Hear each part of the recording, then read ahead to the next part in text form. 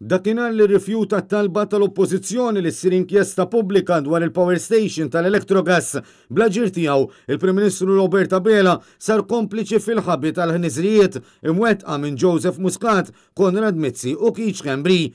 U għalhekk li matul konferenza tal-aħbarijiet, il-kap tal-Partit Nazzjonalista Bernard Grieg ħabbar li talab formalment li rapport tal-Awditur Ġenerali dwar il-kuntratt tal-Electrogas ikun diskuss mill-aktar fis fil-Kumitat Parlamentari għal Kontijiet Pubbliċi, il-PAC.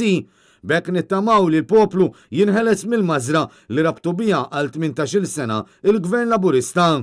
Bekk ikonna l-opportunità biex inkunu nafu iktar il-verità, nkonna l-opportunità biex issir ġustizzja ħalli il-poplu Malti u Awċi kollu ma jibqax jiġi misruq mal-91 miljun euro kull sena. Bernard Grieg qal li kif sab l-Awditur Ġenerali nnifsu il-proġett tal-Power Station tal-Electrogas u mifni bir-regolaritajiet, iżda sallum il-Gvern għadu jżomm il-kuntratti moħbija u għalhekk dan il-ħabi qed ixekkel milli toħroġ il-verità kollha. Il-kap tal-Partit Nazzjonalista qal li b'vot favur il-mozzjoni tal-Oppożizzjoni għal inkjesta pubblika indipendenti dwar din il-ħadma li qed tiswa lil poplu 91 miljun euro fis-sena f'kontijiet aktar għoljin tad-dawl u l-ilma, Robert Abela kien jiddisassoċja ruħu mill-ħmieġ tal-predeċessur tiegħu. Iżda Abela għażel li jkun kompliċi fil-ħabi tal-ħniżrijiet li saru.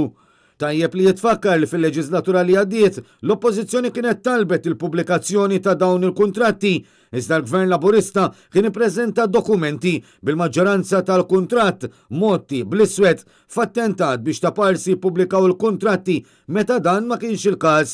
Minnaħa tiegħu id-Deputat Nazzjonalista Beppe Fenekadami li huwa wkoll iċ-Chairman tal-PAC qal li mill-erba' li ġej il-Kumitat se jibda jiddiskuti u jara li tasal toħroġ il-verità. Beppe Fenekadami qal li rapport tal-Awditur Ġenerali sar frott talba tal-Oppożizzjoni Nazzjonalista fis-snin li għaddew għalkemm il-Gvern ipprova jżeblaħ it-talba tal-Partit Nazzjonalista. Id-Deputat Nazzjonalista Rajin Kallus elenka l-10 punti li waslu għal din it-talba tal-Oppożizzjoni. Fost l-oħrajn fakkar fil-garanzija bankarja li tal-Gvern u li kienet meqjusa bħala riskju finanzjarju kbir għal poplu, kif ukoll bil-maħfra ta' 18 miljun euro f'danni li suppost ġabar mill-kuntrattur la darba l-Power Station damet biex tlestijiet. Rajin Kallu stenna li l-Oppożizzjoni se tara li l-poplu ma jħallax għall-iżbalji tal-Gvern.